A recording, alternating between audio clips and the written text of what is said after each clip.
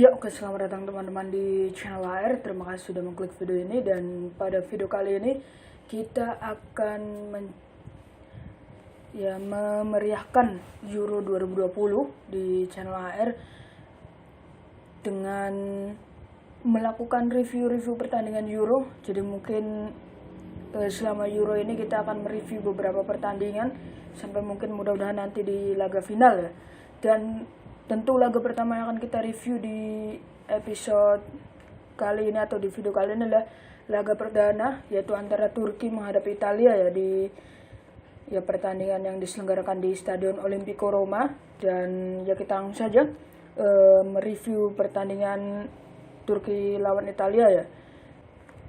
Nah, kita mulai terlebih dahulu dari pola permainan Turki di babak pertama ya. Sebenarnya Turki di awal babak pertama, khususnya 5 menit pertama ini, Turki ketika tidak memegang bola mereka melakukan skema pressing ya, ketika ya Italia menguasai bola. Tetapi setelah 5 menit pertama ini Turki lebih menggunakan strategi regroup. Nah, ini sebenarnya regroup ini saya ngambil dari istilah Football Manager ya. Jadi di mana strategi ketika tim tidak memegang bola, mereka akan cenderung tidak melakukan pressing tetapi mengisi lini-lini pertahanan, turun ke belakang dan menutup daerah-daerah kosong di pertahanan ya.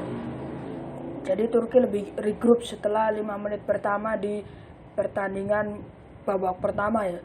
Dan ya secara permainan juga Turki lebih bertahan, defensive line mereka cukup jauh ke belakang ya, cukup dalam. Ya efeknya mereka ketika membuild up serangan itu kurang berjalan baik ya. Ya karena kan harus mulai dari titik yang cukup rendah karena defensive line mereka juga rendah atau ya sangat ke belakang seperti itu. Dan dari transisi menyerang ke bertahannya juga kurang begitu baik ya Turki ini menurut saya. Dan jika ada teman-teman yang tidak setuju dengan pernyataan-pernyataan ini, bisa tulis saja di kolom komentar. Nah, itu terkait permainan Turki di babak pertama ya. Mereka ya lebih bertahan dan bahkan sayap mereka ini malah berperan sebagai fullback, dan fullback mereka malah lebih masuk ke kotak penalti dan membuat ada 4 center back jadinya ya di lini pertahanan Turki, karena ya fullbacknya turun dan juga fullback karena wingernya turun, mohon maaf, menjadi fullback, dan fullbacknya masuk ke kotak penalti dan ya menjadi perannya lebih ke center back ya jadinya. Jadi 6 pemain ketika bertahan ya, Turki menggunakan 6 pemain. Nah, untuk Italia sendiri di babak pertama mereka langsung mengambil inisiatif serangan, dan ketika melakukan build up serangan juga lebih sabar, tidak terlalu terburu-buru. Intensitas serangannya juga walaupun sering melakukan serangan tetapi tidak terlalu terburu-buru ya. Dan ketika build up serangan juga melibatkan pemain bertahan, dan ya Italia menumpukan serangan pada sisi flank ya. Nah, ini sebenarnya efek dari permainan Turki yang defensif. Jadi ya tentu sulit untuk menyerang dari sisi tengah atau sisi ya sisi di lini tengah atau lewat gelandang ya. Jadi lebih memanfaatkan sayap mereka, ditambah lagi ya mereka bermain dengan formasi 4-3-3. Tentu dari segi jumlah pemain lebih banyak di lini sayap mereka ketimbang lini tengah atau center space mereka ya. Dan pergerakan 3 pemain depan Italia juga begitu dinamis, dan mereka juga sering melakukan pressing bola kepada pemain pemain belakang Turki yang menguasai bola ya. Dan ketika di 15 menit pertama Italia ini mencoba masuk ke kotak penalti dengan ya kalau di istilah football manajernya itu work into box ya, ketika menguasai bola mencoba masuk ke kotak pertahanan ke kotak penalti timnas Turki, dan ya dengan cara misalkan mendribble bola untuk coba masuk ke kotak penalti. Nah itu di 15 menit awal ya, entah itu mereka mencoba lakukan crossing atau mungkin umpan-umpan pendek untuk bisa masuk ke kotak penalti Turki.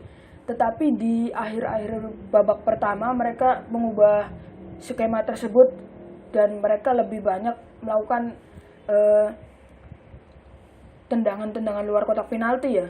Karena kan memang ya kita sudah coba ya, pemain Italia sudah mencoba melakukan strategi work into box atau masuk ke kotak penalti timnas Turki, tetapi tidak berhasil. Maka dari itu strategi mereka diubah ke shot inside ya kalau bahasa football manager ya. Jadi lebih melakukan tendangan dari luar kotak penalti ya.